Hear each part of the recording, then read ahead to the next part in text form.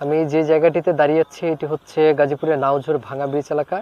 আমার পিছনে দেখতেই পাচ্ছেন যে সেই ভাঙা ব্রিজের যে অবশিষ্ট অংশটুকু কিন্তু রয়েছে এবং ঠিক তার পাশ দিয়ে কিন্তু একটি বাঁশের সাঁকো তৈরি করা হয়েছে। এই বাঁশের সাঁকোটি মূলত এখানকার যারা স্থানীয় লোকজন আছে, এলাকাবাসী আছে, তারা উদ্যোগ নিয়ে করেছে। কারণ এই নাওঝোর থেকে কাশেমপুর দিয়ে যখন চলাচল করবে তখন প্রায় 5 থেকে 7 কিলোমিটার রাস্তার দূরত্ব কমে আসে এবং এদিক দিয়ে কিন্তু মানুষজন খুব একটি সংযোগ সেতু হিসেবে এটা খুব গুরুত্বপূর্ণ ভূমিকা রাখে। তো এই ব্রিজটি এখানকার যারা আছে তাদের জন্য খুব কাজে আসছে এবং এক মানুষজন যদি চেষ্টা করে, সম্মিলিত উদ্যোগে যদি কোনো কিছু করার চেষ্টা করে, তো এটা যে খুব সম্ভব তার একটি দারুণ উদাহরণ হচ্ছে এটা।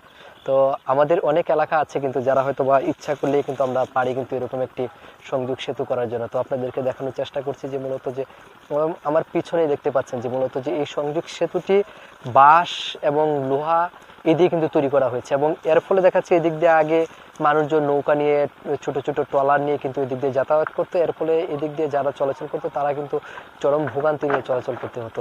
কিন্তু এই সেতুটি হওয়ার ফলে দেখাচ্ছে এদিক দিয়ে যে মানুষজন চলাচল করছে তারা বেশ উপকৃত হচ্ছে এবং এই দিক দিয়ে মানুষজন এতটা ভালোভাবে চলাচল করতে পারছে যে আগে দেখাচ্ছে 2 টাকা, 5 টাকা, 10 টাকা করে তাদেরকে গুদারা ভাড়া দিতে হতো, নৌকা ভাড়া দিতে হতো, কিন্তু সেটা কিন্তু এখন লাগছে না।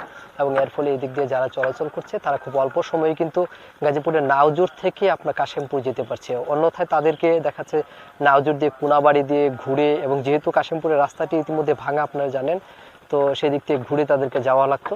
কিন্তু এই বৃষ্টি হওয়ার ফলে দেখাচ্ছে প্রায় 5 থেকে 6 কিলোমিটার রাস্তার দূরত্ব কমে এসেছে এবং এদিক দিয়ে মানুষজন খুব সুন্দরভাবে যাতায়াত করতে পারছে।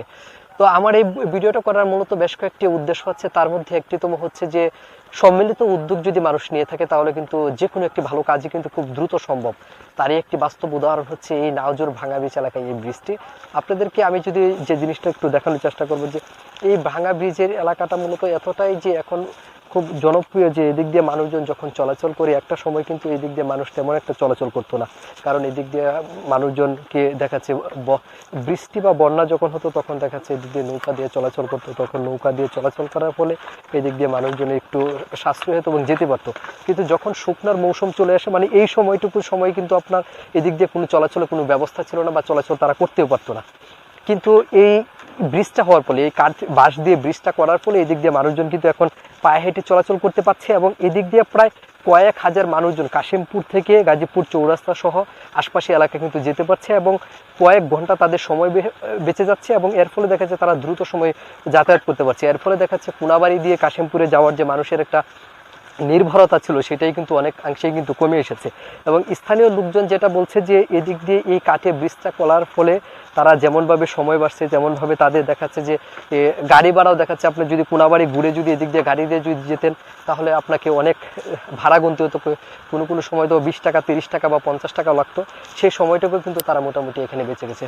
তো এদিক দিয়ে যারা এই ব্রিজটা করেছে অবশ্যই তাদের জন্য অনেক বেশি ধন্যবাদ। এবং আমার পিছনতে আপনাদেরকে দেখানোর চেষ্টা করবো যে আমার পিছনে দেখতে পাচ্ছেন যে ভাঙা ব্রিজের যে মূলত ঐতিহ্য, সেই ভাঙা ব্রিজটা কিন্তু এখানে রয়েছে এবং এই ভাঙা ব্রিজের ফলে কিন্তু এদিক দিয়ে মোটামুটি এই নামটাও কিন্তু এখন নাওজোর ভাঙা ব্রিজ নামে কিন্তু এখানে প্রশিক্ষিত হয়েছে। তো আশা করি আপনারা যারা এদিক দিয়ে চলাচল করেন অবশ্যই ভাঙা ব্রিজ সম্পর্কে জানেন এবং সবাই এই বিষয়টা, সবাইকে অনেক বেশি ধন্যবাদ। ভালো থাকবেন।